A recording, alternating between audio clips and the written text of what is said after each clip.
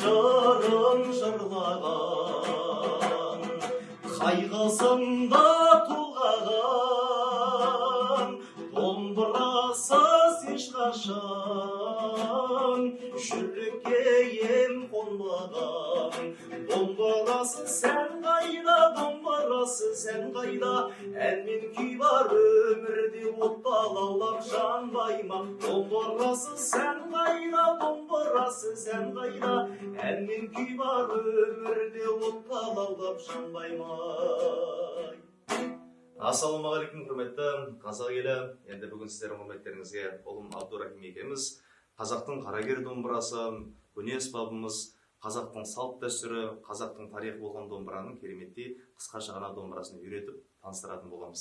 Ал енді Қадыр Мырзали атамыз айтқандай, нағыз қазақ қазақ емес, нағыз қазақ домбыра деген. Сол себепте осы арнайы сіздердің құрметтеріңізге домбыраны енді шамалы таныстыра кетейік. Енді балам, үйреніп бол, жаттап бол, өміріңе керек болады ертең. Бұл домбыраның ең бірінші пернелері болады. Түсінікті ма?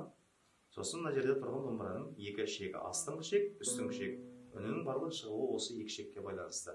Және де домбыраның құлағын, күйін дұрыстайтын осы екі құлағы бар. Және де тиегі болып, сосын бет пердесі, сосын және де осындай шанағы домбыраның құрылыстары осылай аталады.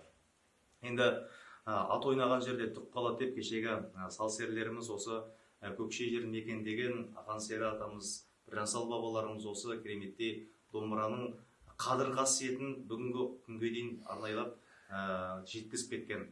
Енді біз осы ұрпақтарымызға арнайлап домбыраны және де осындай кереметтей қазақтың мың әндерін үйретіп, рухымызды көтеретін болсақ, қазақтығымыз осындай тамаша әрмен қарай жалғаса береді. Баршаларыңызға мыңда бір рахмет. Осы ұлымыз екеуміздің шалғын ғана осы қазақи домбыраны түсіндірген сабағымыз осы болды. Рахмет.